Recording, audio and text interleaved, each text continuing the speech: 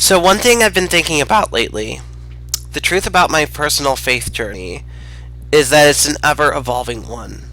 My place, my faith, where I am, is nothing like it was a year ago, and it's certainly nothing like it was several years ago. I used to be an atheist, and I've mentioned this in another video going into more detail about how I found faith in my testimony, but the truth is that I can't really say for certain that I'm going to be the same way I am now in the future. In fact, I probably won't be. I'd like to think that I'd remain a Christian. I think that's probably what's going to happen is that I'm going to evolve further. I'm going to read a lot more theology, and I'm going to discover more and more that this amazing religion has much, much more to offer, and that I'm really only just beginning to truly understand the glory of God and the mystery of the Holy Spirit. And you know what? I think that that's a very healthy attitude to have. I don't think that anyone should commit to one singular ethos without some mindfulness or open-mindedness towards accepting new evidence and accepting what you can find with it. I don't think that anyone out there truly has all the answers, and that's a good thing.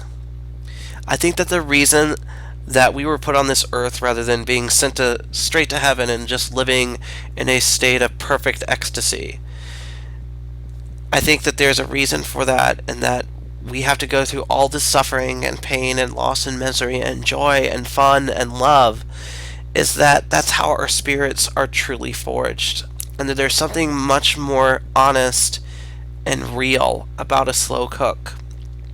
I suppose the Lord could have created us already enlightened perfectly, but what is enlightenment really? What is enlightenment without some sort of struggle to have a real empathy for people who aren't there yet? For me, I believe that wonder is far more beautiful than certainty.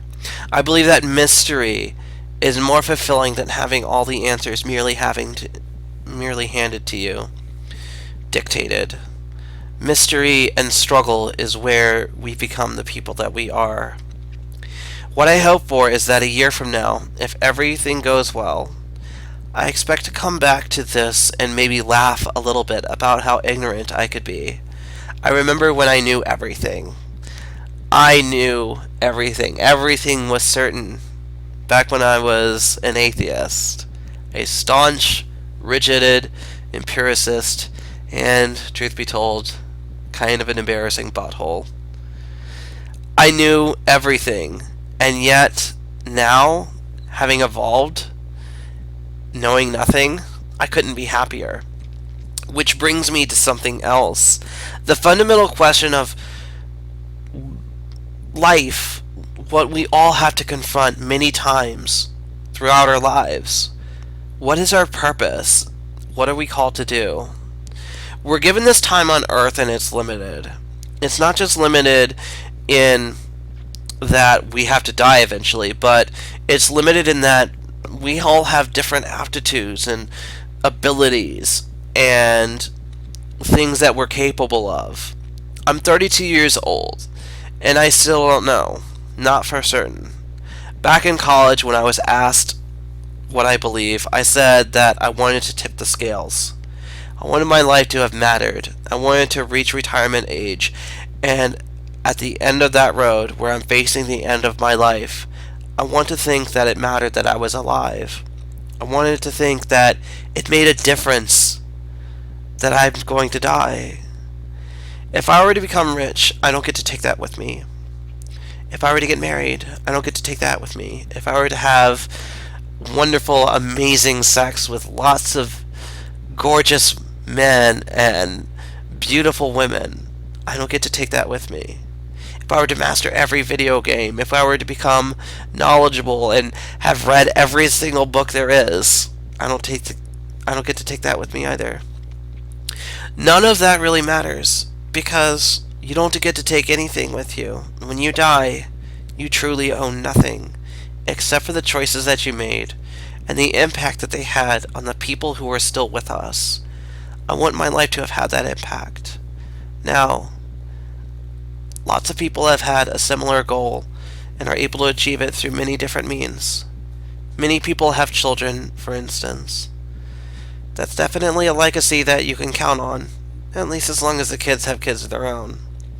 Hopefully, anyway, so that your legacy could continue. But I was never much for parenting. What I wound up doing was going into education. I'm still an educator, and I always will be, at least at heart. I was a teacher for a while, and while I'm on hiatus, I'm still a tutor, and maybe one day I'll be a teacher again. But I've also thought about leaving that particular field and going into another, and I don't know which field it's going to be. But my hope is, wherever it is, I'm going to make an impact on the lives of others. But all this makes me think about this. All this uncertainty and this road ahead of me makes me think of this one thing. In church every Sunday, my church anyway, there's this one prayer that we always say over the course of the whole routine. God, we're thankful for the road that we walk and that we do not walk alone. We say this every Sunday, and I'm sure lots of people just say it along with the rest of the congregation. But for me, I mean it. I really mean it. I'm thankful for this journey and that I have before me, and I know that I have the Lord by my side.